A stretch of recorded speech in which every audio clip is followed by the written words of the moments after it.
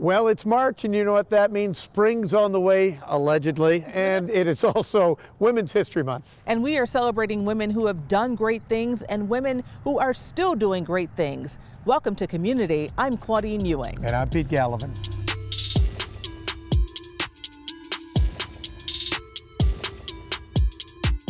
And this month we're going to start with a little history and a couple of amazing African-American women in history. Ida Dora Fairbush, the first African-American teacher in the city school district.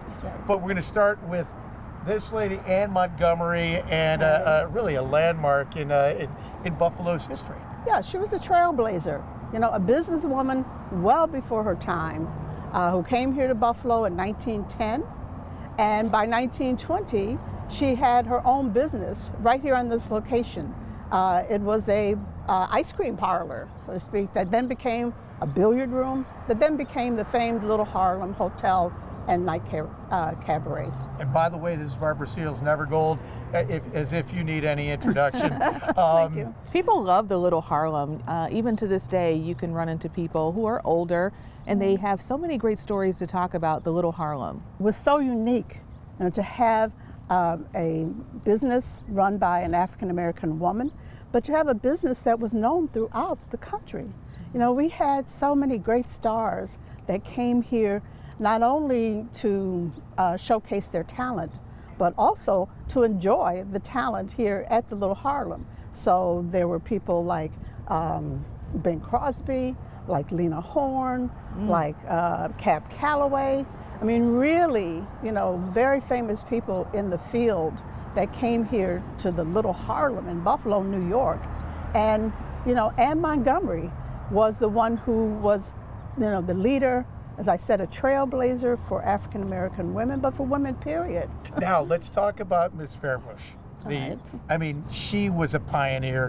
When you think about the years that she was a teacher in the Buffalo School District, it's astounding that an African-American could kind of break through that ceiling. Yeah, over 41 years that she taught at the same school. Wow. School 6, which is not very far from here as well. And she was appointed as a teacher in 1897, the first African-American. It wasn't, you know, it wasn't something that I guess was easy. I mean, it was as a result of advocacy that African-Americans had been doing for the school district to hire an African-American. And she was a graduate of Wilberforce University in Ohio in 1892. Came back to Buffalo and apparently, you know, didn't get the job right away. And when she did, she was a substitute for a couple of years. And then she became a teacher and again, a model, a trailblazer, a pioneer. It's so important to highlight because even today, we still hear students need to see teachers who look like them. So for so long, your teachers were white men or white women. And it's okay if your child relates, but if you don't, when you see that black teacher, I remember my first black teacher to this day, Mrs. Outlaw, and it was like, wow, really? A teacher that looks like me? But it's just different. Yeah. And then it really is good for the entire class because those students who don't relate find something, they learn something. Yeah, absolutely. Thank you so much for joining us on commUNITY. Well, thank you for having me. It's great. Her last name may be familiar. Meet Kristen Elmore Garcia. She's worthy of celebration during Women's History Month. But what does it mean to her? I think of all of the women who have accomplished, maybe not received their recognition where recognition is due, and this is the time when we actually honor those women who work so hard to do whatever it is they do. I was an Erie County Assistant DA for throughout the pandemic, and it was a very tough job, but that toughness is kind of lent itself to private practice now. But I'm back to what I actually love doing, which is helping injured victims. It's probably the greatest thing I can do to work alongside my dad because he has poured himself into not just me, but my brother and my sister our whole lives. He raised us as a single father. Her mom is no longer with us. Her last job before she passed was she was a grand jury stenographer in the Erie County DA's office.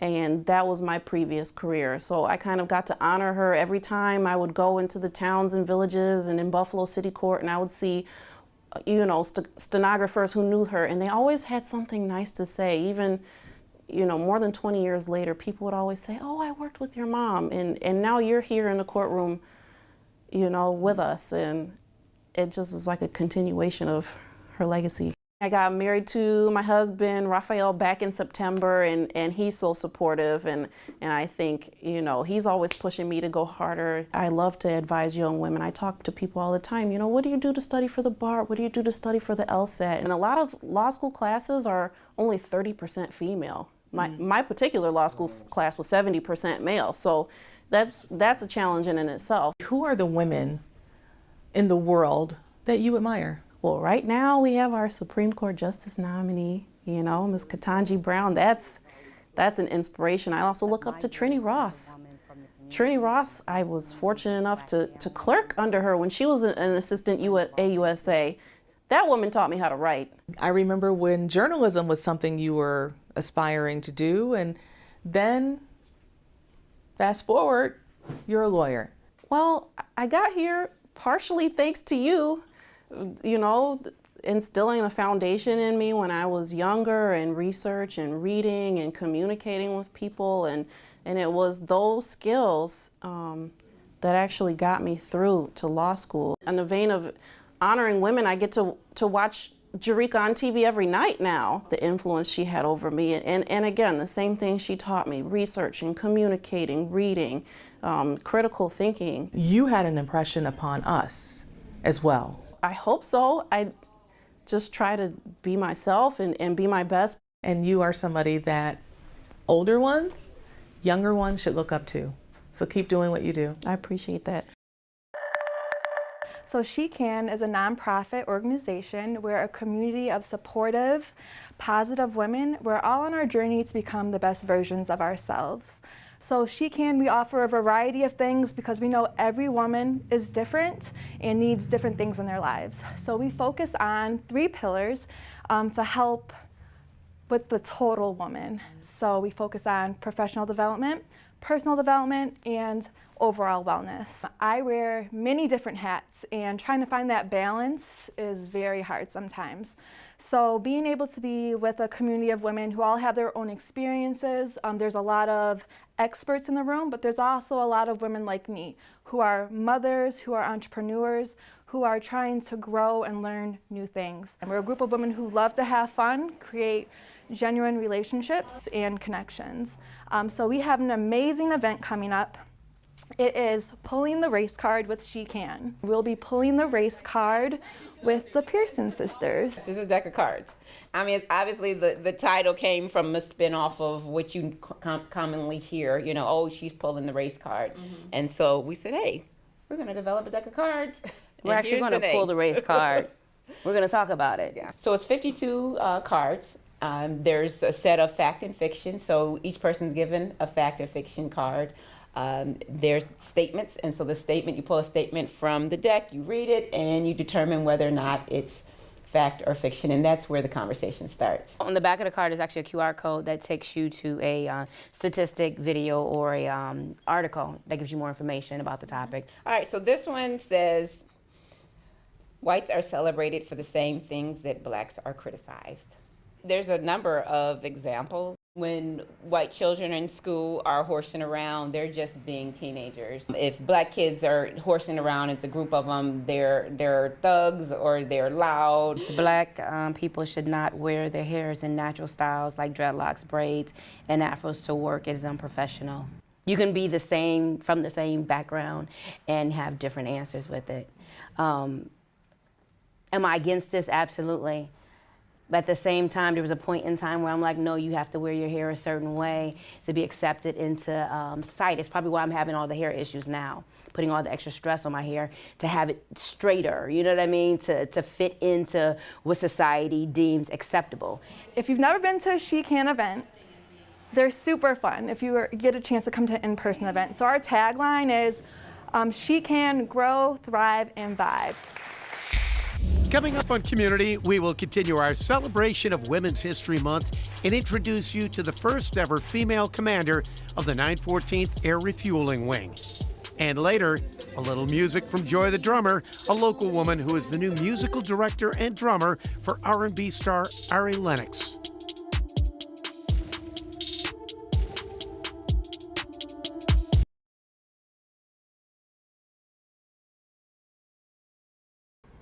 The Congressional Black Caucus is commemorating Women's History Month as a time to reflect on the remarkable achievements women have made in American history. From the earliest days of the American Revolution to leaders who powered the civil rights movement, the first female vice president, and countless other unnamed heroes. Women like the Honorable Shirley Chisholm, the first black woman elected to the United States Congress, and the first woman and black to seek the nomination for president of the United States from one of the two major political parties. There is also Patricia Harris, the first black woman to serve as an American ambassador and the first appointed to a cabinet when she was named Secretary of HUD in 1977. Congressional Black Caucus Chairwoman Joyce Beatty said, as we celebrate women's history this month, we must continue to draw inspiration from those who blazed a trail for progress. We stand on their shoulders as we march forward as a nation committed to equality, equal opportunity, and the full inclusion of every voice in our democracy. I'm very pleased to be standing here in front of you today and humbled to be the 914th Air Refueling Wing Commander. How about the distinction of being the first female commander of this base? That's got to be something for you. So I am honored to be the wing commander here. It's a little too bad that in 2022, me being the first wing commander is a novelty. I really just look forward to being the commander and leading the men and the women of the 914th, but it is an honor. My mother is a retired lieutenant colonel, so I grew up in the military. I watched my mother break glass ceilings and do what she did very, very well for a lot of years, and I have been doing this for a little over 3 decades, and I wouldn't have it any other way. Love my job. I actually started my career in the Air National Guard. I was enlisted before I became an officer. In 2001, I joined the Air Force Reserves at Seymour Johnson Air Force Base and still flew KC-135s. And then I also have flown C-17s at Charleston Air Force Base for the Air Force Reserves. I have the best job in the world. And that is not just being the 914th Air Refueling Wing Commander, that is being an airman with a capital A in the Air Force. I'm looking forward to actually becoming a member of the Western New York community. I live in Buffalo and I live in Elmwood Village, so I'm looking forward to being part of that village and serving the people of the 914th, the men and women of the 914th Air Refueling Wing. Rory Warren is a sophomore at the Nichols School. She's all about STEM, as she discussed with meteorologist Elise Smith. Having challenges in the end just helps you become a better student in whatever specific subject you're doing. Instead of it being a roadblock, it's just something that helps you along your way. She's not only a young woman studying science, but a biracial student. Yes, it's definitely difficult because you don't really see many people like you along the way, but it's helpful seeing like my parents. They're like a really big inspiration to me because they grew up in as a biracial couple and have a biracial family. And I have like really great role model of sisters. And 2 of them actually right now, they're twins at Canisius College pre-med program. They've taught me, even though like you may not see a bunch of people of diverse like backgrounds being doctors and stuff, you eventually will be getting there, and then people are looking at you in the future and you will be a role model next. She's also athletic. I want to be a pediatric allergist because I have allergies myself, and knowing that I can help kids just like me, it makes me feel like better every day. You are really like a trendsetter here in Buffalo as one of the first Black curators we know of here at Birchville Penny. Why is that important? I think it's important because it allows people who might not otherwise see themselves in certain spaces feel like they're welcome. I know for me, growing up, I enjoyed the museum, but always felt maybe like I didn't belong or that I didn't really see anybody that I relate to. And so for me, it's just so important to have that relatability and to be able to connect with people like me and see that we are in these spaces and that there is representation in these spaces that we might not see it regularly. Do you smile when you see the little girls and boys come in and they look at you? Oh yes, absolutely. And I love being able to connect with them because I see so much of myself in them. You know, I see so much of how I might have felt lost growing up and just looking for someone to kind of be a guide or just be a mentor. And so for me, it's all about paying it forward, and it's about access, and it's about feeling welcome in certain spaces. I've been in spaces where I didn't feel welcome, and so for me, it's my job to make other people feel welcome wherever I am. And so when that little girl looks at you and you say, I'm a curator, how do you describe your job to them? I say that I spend my days connecting with people, telling stories, reading, writing, looking at art, basically doing all the things that I love to do. But I get paid for it, and I get to do it as a profession, and I get to put people's stories out there and help amplify other voices through it. And so I kind of see myself as a vessel more than anything, being able to carry on the legacies of those that came before me and hopefully contribute something, you know, for the people that come after me. You're part of women's history. Yeah. Still to come, a rose by any other name. We're a restaurant that caters to a diverse crowd. Lisa Roosevelt trades her scrubs in for a spatula and opens up a brand new restaurant in the Queen City.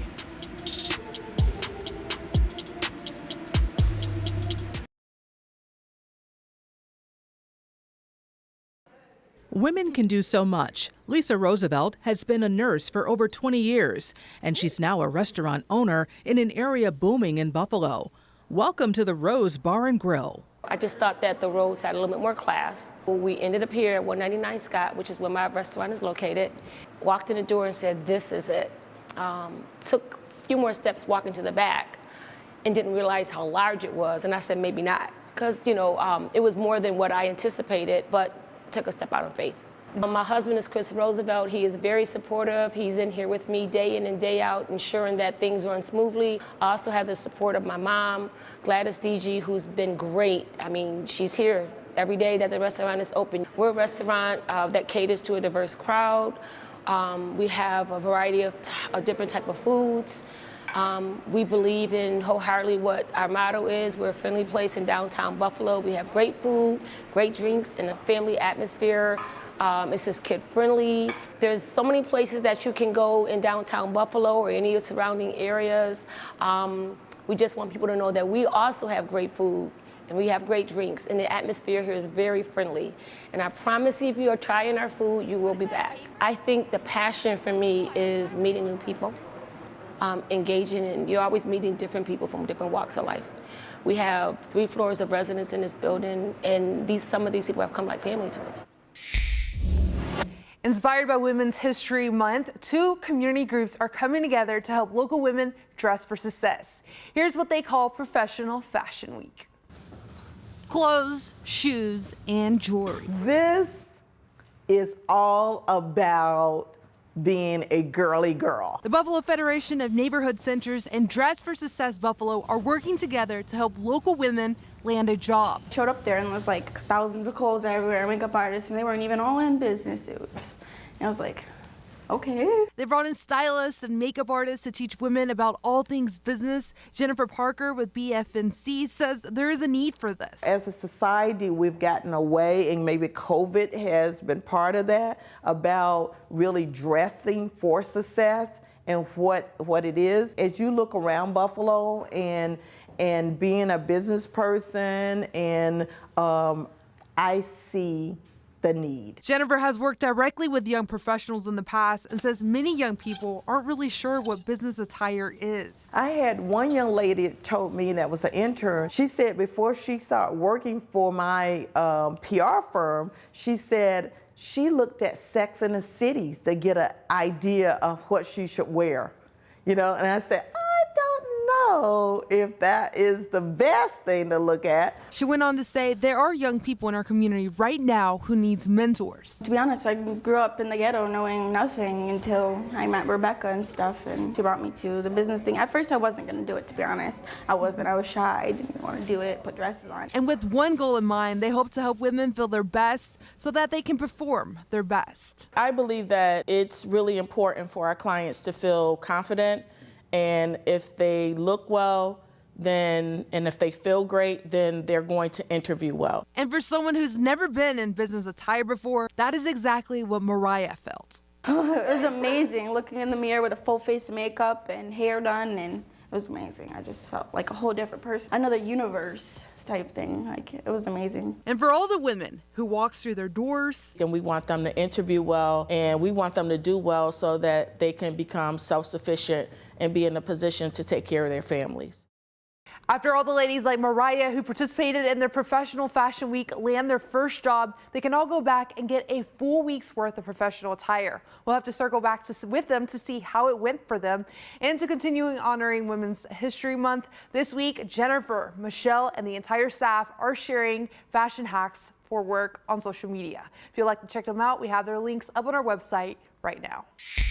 I'm the new music director for R&B singer Ari Lennox. I've been doing music directing, but at this level, that's the new part of it. This is major for me. Her song Pressure has been topping the charts.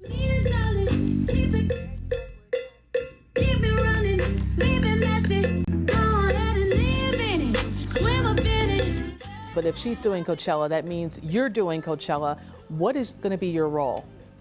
My role will be music director and drummer. Is it hard to switch up from going from somebody like a Beyonce to Ari Lennox? No, not for me.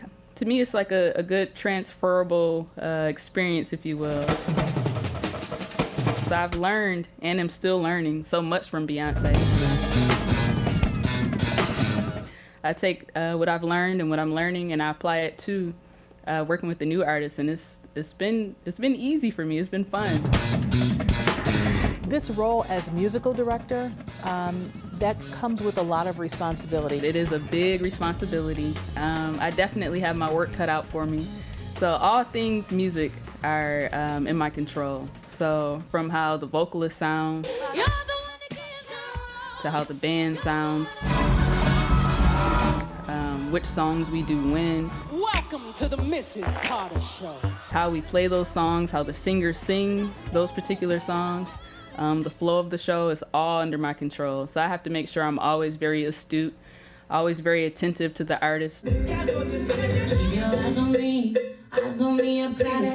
As for being a music creator, which I love doing, I love producing music, I love writing songs for myself and for others. It helps me in the role as music director because I'm able to kind of create live on stage.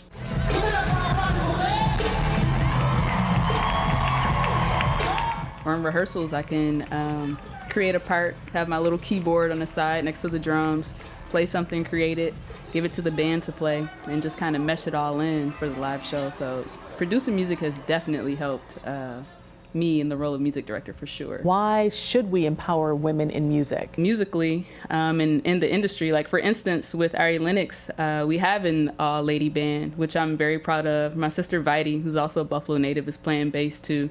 I empower people by hiring them. So I'm in this new position, so now I can reach out to different women who are already empowered and just continue to push them, continue to lift them, and empower them even more.